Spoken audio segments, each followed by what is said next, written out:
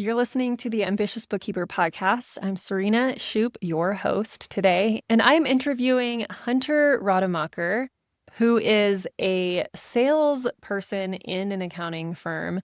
And I thought it would be really cool to have him on to chat about that role and to chat about sales and all of the things in between. So whether you are a newer bookkeeper starting your business and you are wondering or struggling with getting clients, or you are more seasoned in your bookkeeping firm, been exploring hiring a dedicated salesperson for your firm, this episode definitely has some goodies for you. So if you are ready, let's dive right in. Hey, and welcome to the Ambitious Bookkeeper podcast. I'm Serena Shoup, CPA, a mom of three, and I've been running a virtual bookkeeping business from my home since 2017. You are in the right place if you are a bookkeeper, accountant, or an accounting student, and you believe and know in your heart that your purpose is bigger than sitting in a cubicle. If you're ready to learn some actionable tips and strategies for starting and growing your accounting business, then I hope you stick around.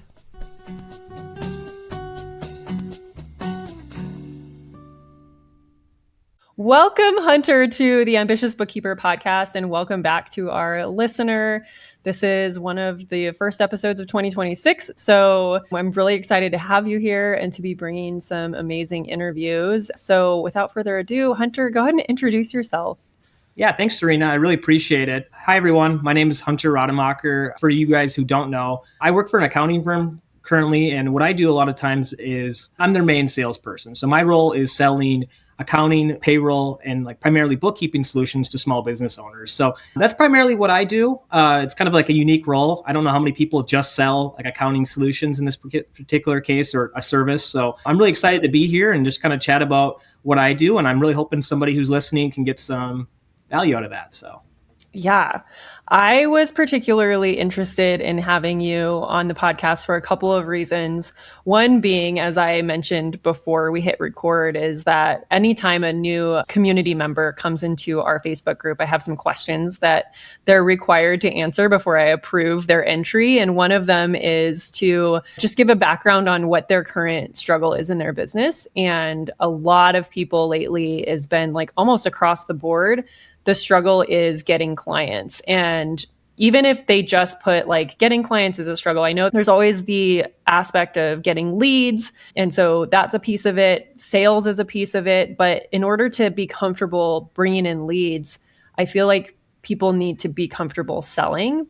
But it's like a catch-22 because you're not going to be comfortable with it until you start doing it. But then it holds them back from allowing the leads in. So maybe we could dive into that mindset a little bit. The other reason that I was excited to have you on is in case there is anyone listening that is further along in their business and they're the ones that have been doing the sales and all of that for their own business and they're ready to bring on a dedicated salesperson as their firm grows. Because I know there are some more advanced listeners that are growing a larger team and have really big goals. And selfishly, I have that's one of my own, that would be really cool to understand what that what that entails, bringing on someone in that role, how things might be structured. So if we get to that, cool. But yeah, so those two reasons, I was super stoked to have you on the podcast. So I appreciate you coming on. Yeah, no, and I want to appreciate you having me as well. I'm really excited to chat about those topics. So cool. So let's start basically with how you got where you are. Cause that's always, the story is always very interesting to me, how people end up in accounting. And then you specifically is a very kind of a niche role in accounting. Yeah, it's a little bit longer the story than what you might think, but I like to share it with people because I think it's unique. But basically, I was just finished my sophomore year of college, going into my junior year, and I realized two things. I really have no idea what I want to do, like a lot of college kids. And I'm like, how can I be proactive about this or think about it? And the other thing was I had a good summer job at the time, but I kind of just ran out of money. And I come from a middle-class background. So, my parents were helping with college a little bit here or there. But I kind of just like selfishly asked my mom, like, hey, mom, you think you could just give me some more money? I'm sure I'll pay you back one day kind of thing. And she said no. Like, she's just like, hey, Hunter, you have class on Tuesday and Thursday. Get a job. I mean, it was like kind of what she effectively told me, because I think she just saw that, like, just me sitting around isn't necessarily going to benefit me as well. So I put some thought into it, and I decided right then and there, why don't I try to get some internships instead of just like getting a job? So my first internship in college was actually an accounting internship, where I was primarily helping a gal or an organization do a lot of their internal accounting functions. I found out really quick that I didn't like just doing the accounting work. I found it to be really boring. I am very much extroverted and like the communication. And I was sitting there, I'm like trying to like talk to people. This is a small company, like 5 employees. And I'm like, I need to have the ability to communicate, work with people, do more things on those lines than just, touching the numbers, if you will. So I ended up getting 2 more internships in college, one doing insurance where I was doing auto claims. That was very interesting. You wouldn't believe the bizarre stories you can hear from people, very much at their lows when after, very serious bad things that could happen to their vehicles or even themselves. And ultimately I did a sales and marketing internship as well to kind of round off college. All this is to say, I have found out that I wanted to try to do like more like sales. Excuse me. My first job out of college was working at ADP, the payroll company, and they're known for having like a great like sales program, everything along those lines. Did that for about a year. And what I liked about it was, the structure, but what I didn't like was I was employee 225361. I wasn't Hunter Rademacher. I was a very small number in this big corporate stack. So I just wanted to work for like a smaller company. Thankfully, I got reached out to by a recruiter on CSI, a recruiter actually from a different company called House of Revenue or Sales BQ at the time. This company was working with our accounting firm to actually help put in a marketing and sales department. So they hired an external company, and I was the first sales hire from that particular company. So I kind of got trained up. I got eased into the organization. Myself and another marketing individual that I currently still work with got brought on board. And that was kind of my introduction to being the first, new sales hire at our current accounting firm in this particular case. So been doing this now for 5 years, where my job is to sell and bring on and make sure people have good experiences, small businesses, anywhere from 1 employee to 100, talking to them about their bookkeeping, their taxes, or even their payroll in this particular case. So that's a little bit about how I got to where I am today anyways. Yeah, that's pretty exciting to hear, just like from the beginning. I'm always intrigued by people's stories and how they get into accounting and then where they end up, because there's so many different avenues you can take in accounting. And I think it's nice for people to hear, like, there's other options. If you know accounting, if that's your background, but you like think it's boring, then maybe this is the path. Yeah. Yeah. Never would have thought this could have been an option for me if there was even something like this existed. But you come to realize that every business needs a sales component, whether they're doing it themselves or somebody else eventually. It's really important. So there's always an opportunity for people that, like myself, that, hey, you don't know what you're going to do. You can always try it out. You're never going to have to be there forever if you don't want to. Or you might just fall in love with it like I did. Who knows? Yeah. I mean, I can see, like, as a bookkeeping business owner, an entrepreneur, like sales is actually one of my favorite pieces. And when I have like extra time and stuff, I'd rather be doing like outreach and more sales. But then I'm like, oh, well, we don't have the capacity for that. So I got to dial it back. Yeah. You know what I mean? So as you like were trained up in this, like, in this process with this company, what were some of the, like, I guess, growing pains, or were there areas that you were able to really like shine and improve and build a process that you're pretty proud of? Yeah, no, great question. I think initially, whenever you're starting a new job or specifically in sales, it's like, how do you actually run a meeting, right? What is it, how should we go about sitting down with somebody, asking questions? How much should I be talking? What kind of questions should I be asking? What should they be talking about? And it's an evolution, right? Obviously, day one, you're not going to be nowhere near as good as you hope to be today. But also, as you go forward, I always like to joke that you take a vacation or take some time off, or you're not as busy as you used to be, you can fall out of good graces as well. So I think a big thing that I really had to learn at first was the structure of a meeting. What does a successful meeting look like? What pieces of information do I need to ask to make sure I'm covering all the bases, if you will? That was really a big part of like learning in the beginning stages. From there, the big thing is just, really reading social cues and knowing how to pivot, right? when your person says this, are they actually saying that? Or do they mean that they are actually worried about this particular problem? And of course, the more and more you do items like that, you can start to better pick up on what they're actually needing and wanting, but haven't yet come to that conclusion. So Yeah. Do most of your sales calls occur over Zoom, or are they in person, or a mix? yeah, I'd say about 90 to 95% of my calls now are Zoom. When I first started, oddly enough, during COVID, it was more, 50-50 in this particular case. But I think there's definitely been a shift of people just understanding the convenience of doing it virtually in this particular case. I'd say 90-10 at this particular time. I'm more than happy to meet with somebody in person if need be, if they want. But most people are pretty accepting of, virtual Yeah. calls nowadays. Do you find that reading body language piece a little more challenging virtually, or have you found workarounds?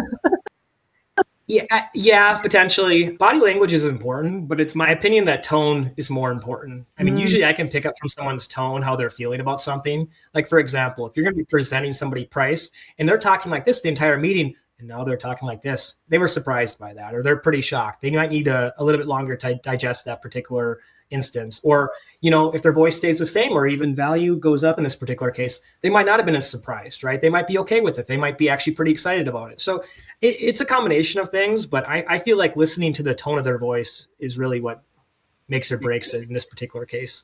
yeah, that's really interesting.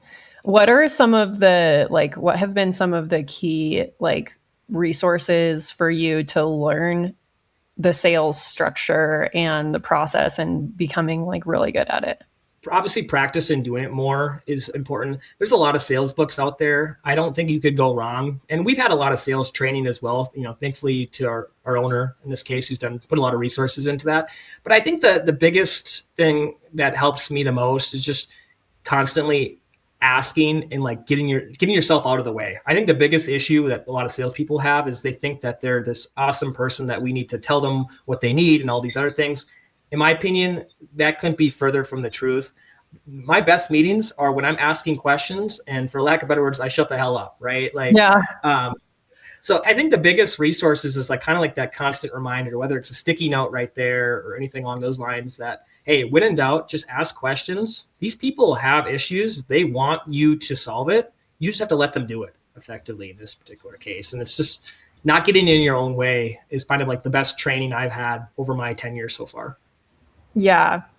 I found that one of the most difficult parts of the sales process is actually making sure I'm not trying to sell to someone that isn't going to be a good fit client, if that makes sense. I'm pretty confident on being able to close my sales calls, but my worry is always what if we bring on a really bad, hard to work with client? So do you have things that you kind of look out for in those instances of the sales process that can illuminate an issue, a potential issue? And do you have the leeway at your where you're at currently to make that decision of I'm not going to invite this person as a client? Yeah. No, I'm glad you asked that, because it is such an important point and question in this particular case. Probably the most important thing that I do is bring on qualified people or good fits, because, I always like to not joke, but just mention that whatever you bring on as an issue today, has the possibility that it could 5, 10 times be a bigger issue down the road. So yes, it's my job to bring on new clients, but also ones that we are deemed a good fit. And what I tell people is it's definitely a learning process to kind of identify who is going to be and who isn't. And sometimes you don't always know, but if it's a red flag in the beginning, it's a good chance they're going to, be a red flag in the end. A lot of people don't change, especially in that short period of time from when you're talking to them, from when they come on board and whatever tenure they have as a client. If they have this personality that's coming across a little unfriendly, or they're not getting you certain pieces of information, what's going to change between now and that first conversation, the onboarding, and whatever time frame you're going to be in? You can have a serious talk with them, like, hey, I need you, if you want to work with us, I need you to play ball here and do these certain things. But people only, if they still don't do it after the fact, it's usually a good indicator that they're just not going to be a good fit. So not only do I kind of get graded on, if you will, about what kind of clients I bring in, but it's definitely in my best interest as well, because there's certain clients that can cause such a rift down the road that it's just I would do anything to go back in time not to have to deal with this. So I think, yeah, it's definitely important just to make sure that you listen to your gut in the initial stage. If someone's coming across like they're not a good fit, it's a good chance you're most likely right. But that's hard. If you're a new bookkeeping company and you want to bring on clients and you want to get some revenue in the door, you feel like conflicted. Like this is a lot of money, or I need this to keep growing my business. I think in those moments in time, it's always a difficult weighing out process, but you will pay for it one way or the other if you bring on someone who's not supposed to be. Yeah, absolutely. I'm just trying to like reflect on some of the times that I've had that like little inkling and consciously like pushed it out of the way, basically like, oh, that's probably nothing. It does rear its ugly head later on because on sales calls, it's kind of like an employee interview. Like people are always going to put their best foot forward. And so if they are putting their best foot forward and there's still something that is rubbing you the wrong way, likely that's, like you said, it's going to 5 to 10x later on because they're holding back. So yeah, exactly. It's kind of like you're dating somebody for the first time. Like they're not going to, mention all their issues that they have up front. They're going to try to explain all the good qualities and the reasons why you should consider working with us in this particular case. And I think that's important that bookkeepers listening to this understand that too. It's just like, they're wanting to work with you too. It isn't like you have to go to every single one of their needs. In order for it to be a successful working relationship, it has to be mutual in this particular case. You don't want to start right from the get-go the idea that you're going to bend over backwards to someone who isn't going to be potentially willing to do the same. Again, more issues, more problems that can come down the road if you start to do that. So, yeah, absolutely. So I guess I would love to talk about like how if someone is brand new to starting their business and they're in that phase of like their struggle is getting clients, but they're kind of holding themselves back to put themselves out there and get clients, like what advice would you have for that person to kind of get over of like I need to just because we don't most accountants are introverted, which I for honestly sure. is a superpower because that makes us really good listeners, which honestly helps the sales conversation a lot more than you would think. But like you said, like just shutting up and letting other people talk is really important. So what is your big piece of advice for someone that's kind of just starting out and they're like, I'm way too afraid of selling. I don't know if I can't even find clients to be able to sell to. So what do I do? Yeah. It's the hardest part of any new sales role or entrepreneurship, anything in this particular case is like, how do I start? How do I get the first client? How do I get momentum? And I could say a lot of like, just, motivation and confidence. Here's what you need to do. But I don't really think that's very helpful. What I would do if I was starting my own bookkeeping conversation is I would reach out to as many single owner CPAs as much as possible. And I can understand, picking up the phone or walking in, or even my cold email can start to feel intimidating to people, but just start where you can. Whatever allows you to start in the amount of activity you need to do. Maybe you write letters, for example. Maybe you just stop on by and just say, hey, I'm really interested in working with you. And I think the most important thing that you should do is consistently say you're going to do this many people every single day, 10, 20, whatever the amount of people is, and recognize that you're probably not going to have that level of success right away. It's when you least think about it down the road when that accountant might get back to you or whomever else that referral partner might be. I think it's really important that people also understand that when you are doing like this outreach to these bookkeepers, what are you actually offering them? How many times has an accountant or a referral partner said, hey, I'm new and I want to work with you and I want you to send me leads? It doesn't seem very genuine, right? I think you have to prove yourself. And like, if that means like, hey, I'm willing to clean up the books of one of your clients for free just to get your foot in the door. I think when you're brand new, you have to be willing to want to do these things, right? You got to be different than everybody else that's reaching out. Whether you're introverted, extroverted, whatever it is in this case, how are you going to differentiate yourself from the rest of the pack or everybody else that wants the same business that you can? What are you going to be doing differently? What do you feel like you do really well that the average bookkeeper doesn't? And then use that to explain it to them. Then ultimately just, keep them in mind. I think, when you're reaching out to somebody, one touch point is not going to be enough. So again, whether it's a month later, weeks later, whatever it is, try to reach out to them again. These accountants are busy. It doesn't mean that they're not interested. It just means that they don't even know your name. So it's important that you build up some system, you stick to it, and just, I think and like timelines are important too. So many people that think like, okay, they're going to work really hard about this, maybe too hard, like for the first 2-3 months, maybe they burn out. Versus if they just did a little bit less activity throughout an entire year, I do think people would be a lot better off. So it's just important to really stay the course as well. Don't quit before you, I don't know if you've ever seen the picture of that guy, he's mining for diamonds and the one guy quits and there's a whole bunch of diamonds just on the other side of the I always like to laugh at that, but I think it's so true, right? So It is. Yeah. that's kind of how I would go about it. Business bankers, consultants, I don't think you can necessarily go wrong, but everybody who's starting out should create a list of 50 to 100 people.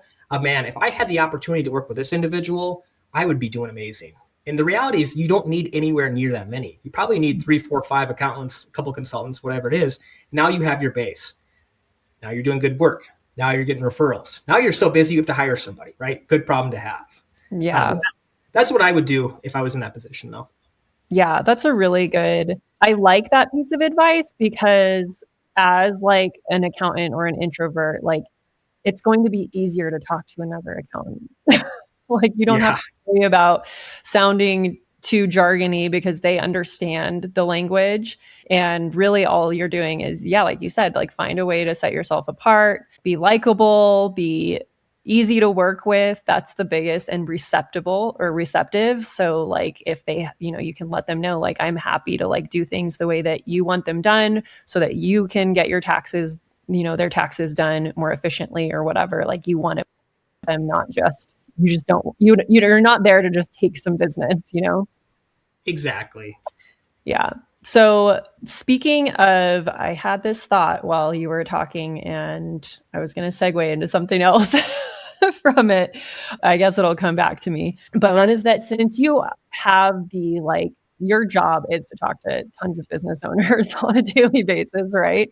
So you get to see on the front lines that maybe someone listening hasn't had this exposure yet, but you get to see on the front lines, why someone is switching from another bookkeeper. When we talk about this is what I was trying to segue into. Speaking of standing out and setting yourself apart, what are some of the reasons why business owners would switch away from another bookkeeper? So maybe this will help you find a way, as you're listening, help you find a way to like stand out. And then B, like, what are some of the patterns that you see when you're talking to these business owners, even if they're not switching from a prior bookkeeper, issues that they're having in their business where bookkeeping obviously can help?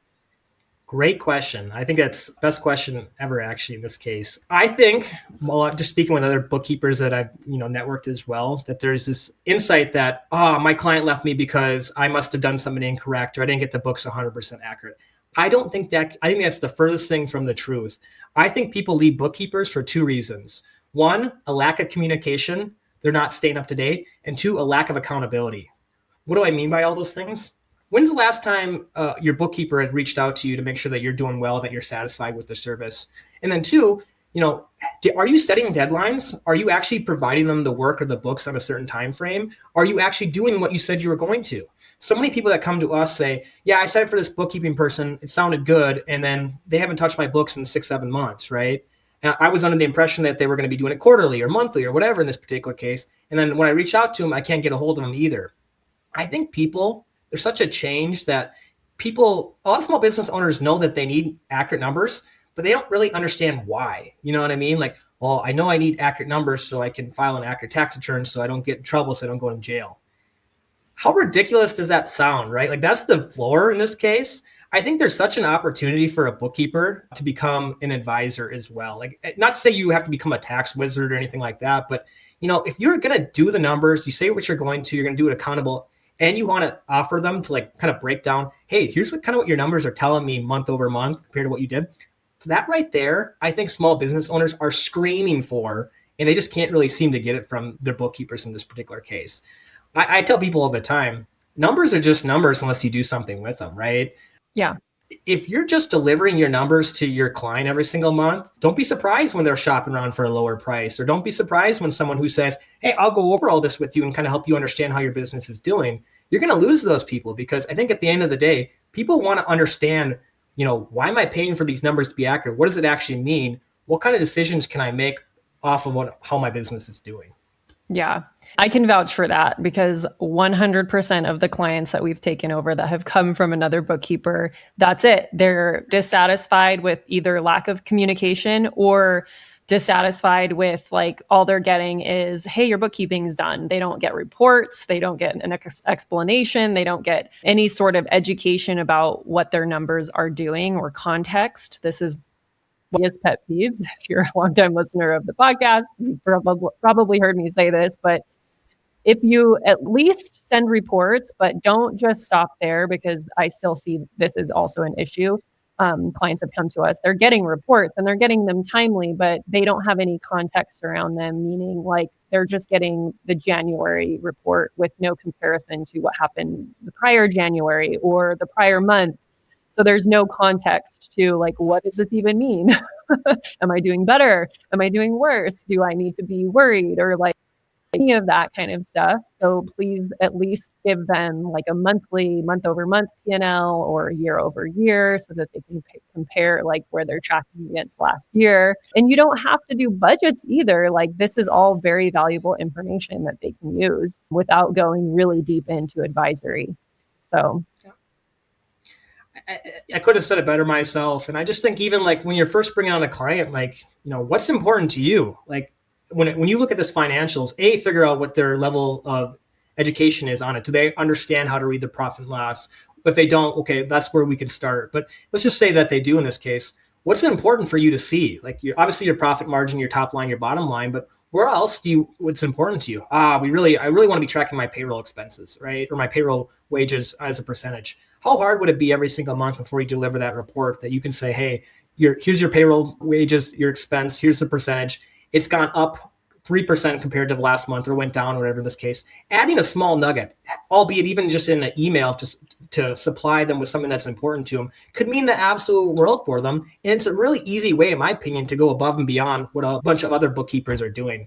I think in today's day and age, with you hear about AI and all this technology, I think, again, if you want to continue to be on the up and up, how are you going to differentiate yourself? And I think that is an example of actually taking the numbers and interpreting them for your clients is really going to help keep you safe compared to someone else who could potentially get replaced by just a machine or whatever it might be in this case. So, yeah, I know for myself, I felt like even the little bit that I was interpreting to me felt like a little bit, but for them, it's a lot. It's 5 bullet points. Like here was your revenue, here was your cost of goods sold, here's your gross margin, here's your operating expenses. Like just having things summarized in that format, like is so helpful to clients, even though we might feel like, oh, that's so simple, it's not even worth doing because they could just look at the reports and see that. But it's still like it's different. And then, like you said, adding a different nugget of information each month. Like we have our templated, like we give them these exact same bullet points every month. We do monthly versus year to date to show them how they're tracking. But still, if there's something out of the ordinary that month, or it's something that I want to call attention to, it's like that they should be able to see on their financial statements. But I just want to like call it out and be like, hey, your top producing product is now this. It used to be this. Or like any little piece of information. It seems so simple, but like those are the things that make the big differences because every time you send them their monthly financials, give them some new piece of information. So you're not piling it all on at once, but you're giving them another different nugget and you can point to where you see it on the financials if you want. So in the future, they can look for it or whatever. But one of the things you said is asking them like what is important to them to see. And that's one of the areas that I think maybe we should unpack a little bit because how do we find out what is important to them? A lot of times they can't really articulate what it is they're looking for. They initially come to us and they're like, when I look at what my bookkeeper sends me or my tax preparer, I just have this like sense of dread. I don't know what I'm looking at. I don't know what I should be looking at. So how do you kind of distill down or extract from them? I'm assuming you do this in the sales process. That's why I'm asking. How do you extract that from them so that when you hand over, like once you get the client signed, I'm assuming you then hand it off to an account manager or an onboarding specialist or something like. correct. So then you have to disseminate that information to them too. Like this piece seemed really important to them during the sales call. So let's make sure that this, carries through. Like, how do you find that piece of information that they need or want? Yeah, I think it ultimately comes down to, before you go into specific details, asking them what their goals are, short term, long term, whatever it is. And almost always some iteration is, I want to grow, right? So once they say that I want to grow, then I'll ask them along the lines of like, why do you feel like you haven't been able to grow? Well, I don't know. I just feel like I work hard, money comes in and it just flies out the door that much faster, right? Okay. Well, let's sit down and actually go through this. So what I do is I typically just look at like their biggest expenses. Typically it's payroll. It might be, a couple other items. It's obviously dependent on the business and the industry, but I'll go over their business expenses with them and like, did you really know that you spent, 33% of your entire expenses on payroll, right? Or did you know this cost was costing you over $10,000 over the last couple of months in the spot, or whatever it might be? And usually when I'm talking to people and showing this, they have no idea, or they're in disbelief that those expenses are this much in this particular case. So I think what I really do, keep it really simple, I'm simply just reading them the results, and then I'm showing them like what's going on in their business. And oftentimes when someone's talking to me, we can't even necessarily concretely say that the numbers are accurate. If they're coming to us for a bookkeeping issue, there's a good chance this number might be off as well. So then I'll put more doubt into the situation. Like, okay, we don't know if this is accurate. So would you agree we have to figure out a way to get them accurate so we can start to go off of this? And almost always at that point in time, someone's willing to say, absolutely. I can't believe I've been running my business this way. I've been, shooting from the hip. I like to almost use the analogy like, you are the head coach of your business. Take whatever your favorite sport is. Your books are the scoreboard. They're the stat sheet. How are you supposed to lead your team to victory, your business to victory, if you don't even know the score or who's doing well and what in this particular case? So it's really important that you actually just go through the financial with them, because there's a good chance they really haven't done it themselves because it's uncomfortable, because they know it's inaccurate, and they don't have that advisor in their life that's helping them actually understand it as well. It's very rare. So being the first person to do that, gains a lot of trust, but it definitely opens up a lot of their eyeballs essentially on like what's actually happening. Yeah. Yeah, absolutely. And the other piece too is maybe the books are accurate, but they can never reach the bookkeeper, or they don't feel like they can ask these questions from the bookkeeper to dig into things because they feel like it's always an inconvenience or whatever. They don't get a timely response. So they're like, I don't even bother asking like what these mean because they're not going to respond anyways, or they're not confident in the bookkeeper being able to explain things. And from the bookkeeping side, I can see sometimes where, as a bookkeeper or an accountant, when a client comes back and they're like, what can you tell me more about like this account, or dig into the details, like this doesn't seem right to me. They're not necessarily saying that they don't trust your work. They're just trying to figure out why that number is so high or so low. It's not anything we did. And we tend to, like, I found that we tend to take responsibility for like, oh no, like it must be some mistake that I made. Like they're calling me out, and that's not it at all. They just want more information. So if you receive requests like that, where the client is like, can you give me the detail of this account? They're not double checking your work. There might be some reclassifications they want to make once they dig in, not realizing, oh, we should have been putting this in advertising instead of just the marketing account or whatever. And that's a preference thing. And they should be looking at those things and asking you to move them, because they should be reviewing the financials. So like, don't freak out. It's a cry for help, right? Like They're not, to your point, they're not doubting that what you're doing is incorrect. They're just like in disbelief that this is actually accurate. There's, in their mind, they weren't running their business like that. So now that they come to that conclusion, the reality has changed. Now, what are they going to do about it? If they want to get back on track for their goals, what needs to change? I think, that right there is a really important moment where you could go back to them and say, no, I'm pretty confident those numbers are accurate. To your point, we can change it. But overall, the cost is the cost. How do you want to go about this? Or, offering any little piece of advice that you potentially can, or even taking from other clients' experiences. Obviously, you don't have to share their name, but hey, I had a client that was in the same situation. They actually doubled down on their advertising and marketing in this particular space, and it worked out really well. What we found out was they actually weren't maybe investing enough. I'm not saying that's necessarily the case for you here. I'm just letting you know you look very similar to the situation my other client was in. The power of using that right there, I think, is so underutilized with a lot of people. They're afraid that to use other people's experience, but people just want to know when they're making decisions that someone else has done it and they've lived to see the day, right? If you can give somebody that confidence when you're doing it, I think they're really going to be thankful, and again, trust you even more after you're doing that. Yeah, that's one of the things that I when I bring on new clients and we run their P&L once we migrate them like officially, and I start running the numbers and I look at that net profit percentage, like that's always one of those things that they're like, oh, I didn't realize like I made this much, or like, as a percentage of revenue, basically, like when I can point out to them, like, your profitability is actually really good compared to the rest of my clients or whatever. They're like, oh, I had no idea. Like, I just, was whatever. And that's always a good thing to do. I think it's important too. If you recognize a client's doing good, probably the easiest layup you can do is let them know, hey, you're doing really well from where I'm sitting. Whether or not they choose to agree fully with that statement, that goes a long ways. People work hard. They want to know that they're being recognized. Oftentimes when you're a business owner, you don't have like a superior letting you know that you're doing really good, right? So giving them, some confidence to let them know when they're doing well on something or whatever they're working on can go a long way in them really appreciating you even more.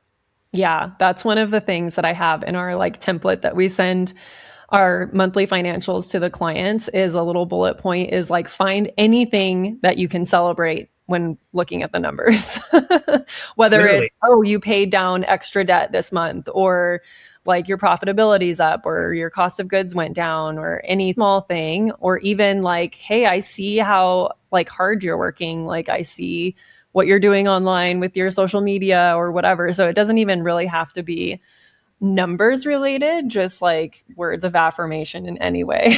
I mean, people want to know that they like to be seen, they like to be heard, they like to know that they're doing something.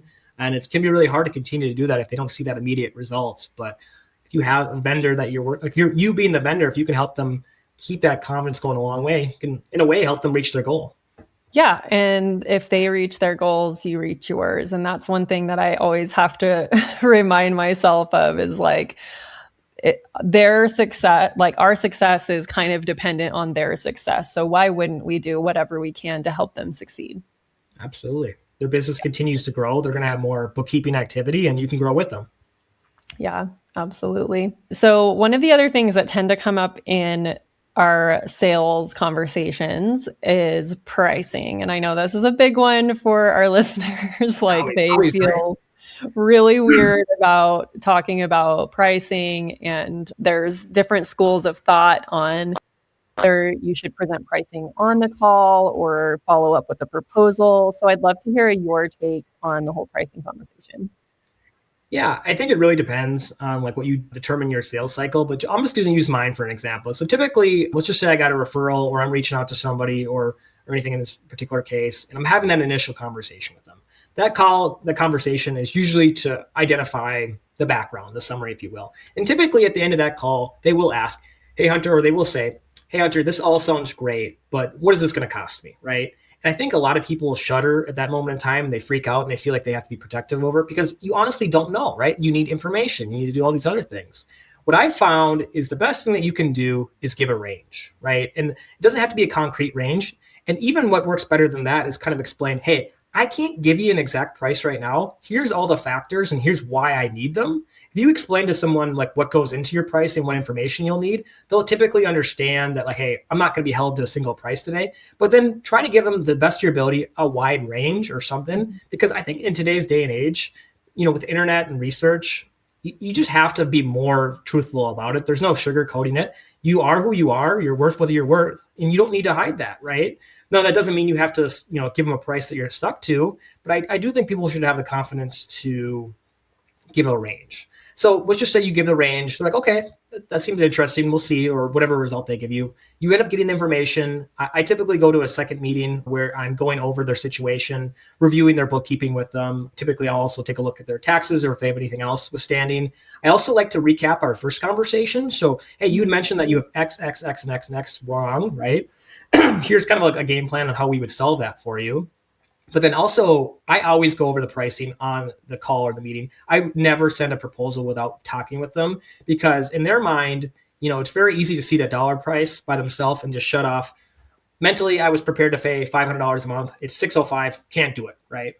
But if you're there, you're willing to hear what they have to say. If you can ask questions, you can remind them, you can point out sometimes the obvious. People are more likely to understand, what, it is $605, but it's saving me all this time, issue, stress that I'm not thinking about when I'm just by myself, right? So I think in terms of pricing, it's always that big taboo, but I think you have to be confident. You have to be open about like the price range. Then ultimately, when you do have your price, it's very important that when you're presenting it to someone, you do it with confidence because people can sense when you're kind of BSing them or that you don't feel confident about it. Like you are worth what you're worth. You need to hold on to that. But then ultimately, once you present price, and it's probably the hardest thing of all time, you got to shut the hell up too after you do that, right? And the Mm-hmm. price is going to be $605. It's kind of like the cliche, the first person that speaks loses. And I think there is some truth to that. So I think what you have to do is say it confidently, almost like you're not just interested, but it doesn't bother you either which way. Just look Mm-hmm. at them, let them speak. And whatever they come up with at that point in time, you'll know, at least if you do all that, you put yourself in the best position possible. Again, that's my opinion anyways. Yeah.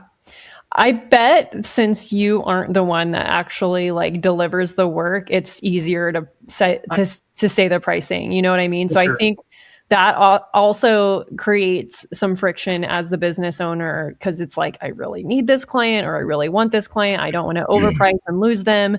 There's all this other mental chatter that happens when we're, the ones, managing the entire thing versus you get to come in and be like, this is our pricing and this is just it is what it is. Like I don't have leeway.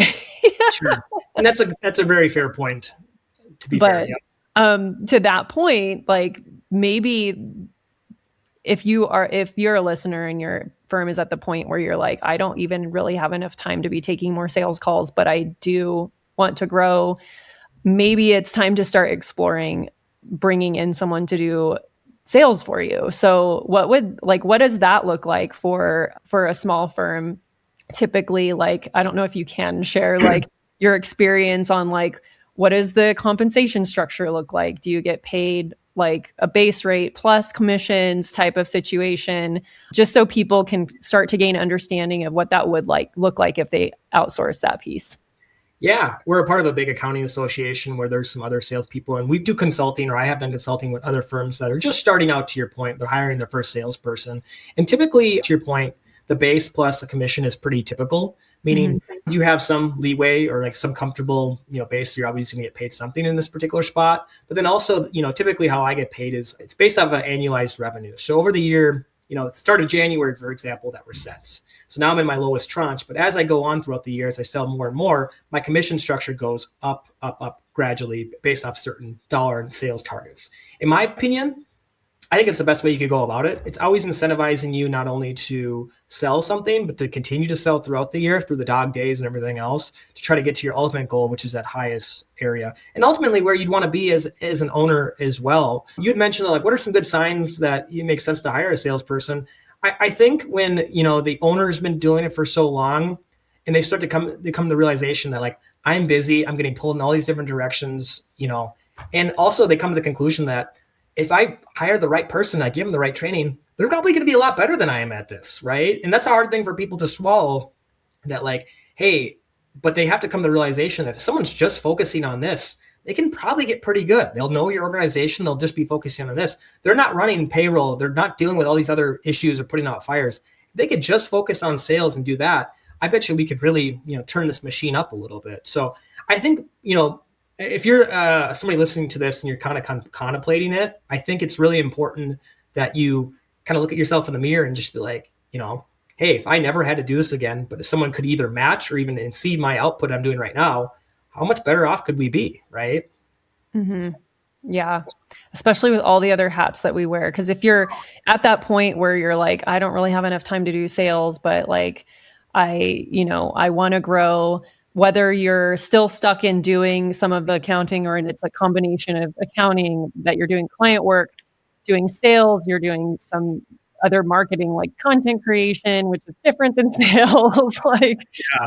There's also managing employees or contractors, if you have even one person on your team, there's a portion of your brain and energy that's going to managing that. So if there's something you can take off your plate and sales is one of the things you maybe don't like, or maybe you do like it, but you're getting to the point where it's like, it's time to maybe bring someone else in to help me, double my efforts or whatever. I encourage you all to consider that. That's something that I transparently have been considering as I go into my next phase of of growth because I also just don't want to work full time. Yeah. Right. You know what I mean? So it's like I could take more sales calls, but I don't want to be on more calls. And then when the work comes in, who's going to I have to think about who's going to do that work. So now my brain is dedicated, like shifts to like, okay, now we've got to put out another job description or hire another person or whatever, and then train that person. So there's all these things that kind of come into play. So yeah, that's something that I've been exploring. I think maybe sales will be my next hire. I don't know. You never know, right? For consult. Having done a little consulting work for other firms that have been in our position or just starting up, I, for one, really find it interesting, something I really enjoy. I like doing it because I think it makes me better at what I do as well. Kind of seeing someone at the ground level starting up, you kind of get reminded of all of what it took and what you need to continue to do to be successful. So any opportunity I get to work with someone or even give my feedback on where they might be is something that I personally just really enjoy about like working in the field. I think it's really fun to exciting for people that are looking at it because they can sense the next step of growth if things go correctly, right? They know that they're busy enough, they got enough stuff going on that if they can get themselves back to where they need to focus on, in theory, good things can happen. So I always enjoy talking to people or people like you in your situation that are contemplating it and helping them really understand what it might look like, what the roadmap might look like, what they might need to be successful, all things that I think I can kind of attest to because I was somebody who went through it. Yeah. Yeah, that's all that's the scariest part when you're exploring hiring or outsourcing a piece of the business is like, how much business does it need to bring in to pay for itself for one? And then what systems do we need to set up we don't have in place because it's all in here in my brain. You know what I mean? And then like the proposal system or like pricing and all that kind of stuff. Like there's some things to think about before you just jump in. I don't even know if this is a thing you do, but like if you are open to consulting, if not, I can cut this out. I think I would be. I think it's something that I'd be open to, and if nothing else, if somebody had questions or reaching out, I'd love to see what's out there in terms of that because I don't think I'm impeding on what I'm currently doing. I have enough time and availability to do it, but also, like I said, I'm genuinely interested in people's situations and what they have going on. And to your point, there's so many things that I just take for granted, like the back of my hand, but people don't understand like how pricing should go, how they could structure it, or the proposal software, or a bunch of other things in this case. And I feel blessed to say that it's just my everyday. So it's always nice to be able to share that information with someone in the spot. So absolutely. Awesome. So with that then, where can people connect with you if they want to learn more about what it would look like to hire someone for sales on their team and all of that good stuff? Yeah, I would say the best way to go about it is either to connect with me directly on LinkedIn. My name is Hunter Rademacher, Rademacher, and then shoot me a message on there. Otherwise, my personal email address, hrademacher, so my first initial, last name, rademacher21@gmail.com. Feel free to reach out to me. Or, I think on my LinkedIn, my phone number is there too. Feel free to give me a call. I'm, fairly new to all this, but I'm very passionate about what I do. And if someone has just a general question, what goes into it, I'm more than happy to give my perspective and my opinion on, kind of how I would maybe go about it, or just a couple of pointers and go from there. So, cool. That's what it's all about, right? Yeah. Yeah. Well, I appreciate you taking the time and sharing with our listeners. And thank you again so much. I appreciate it. Well, thank you. It's been a pleasure, and it's been a blast chatting with you today. All right. We'll talk to you guys soon. Thank you to everyone who helps make this podcast possible. Content and interviews are produced by me, Serena Shoup. Our intro and outro music is written and performed by my brother, Ian Gilliam. Editing is also by Ian using his awesome sound engineering skills along with Descript software. Hosting and publishing is by Buzzsprout. And you can check out the show notes for links to all of these amazing resources and resources mentioned in the episode. Be ambitious.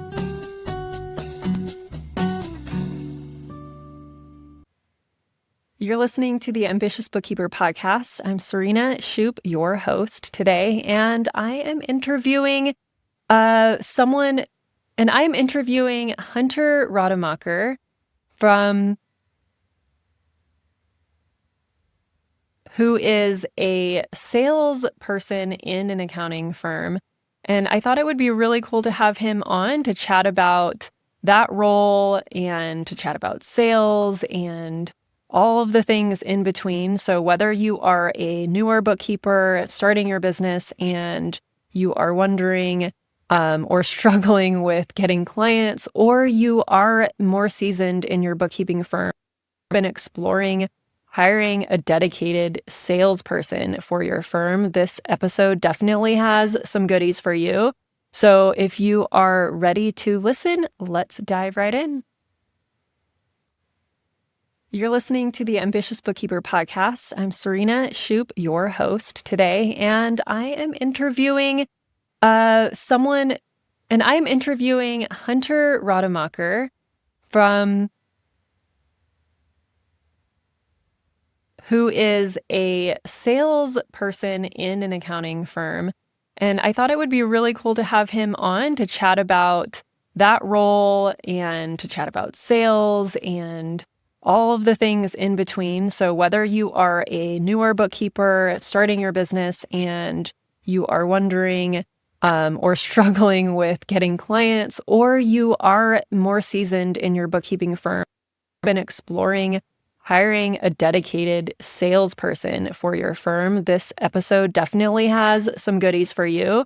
So if you are ready to listen, let's dive right in.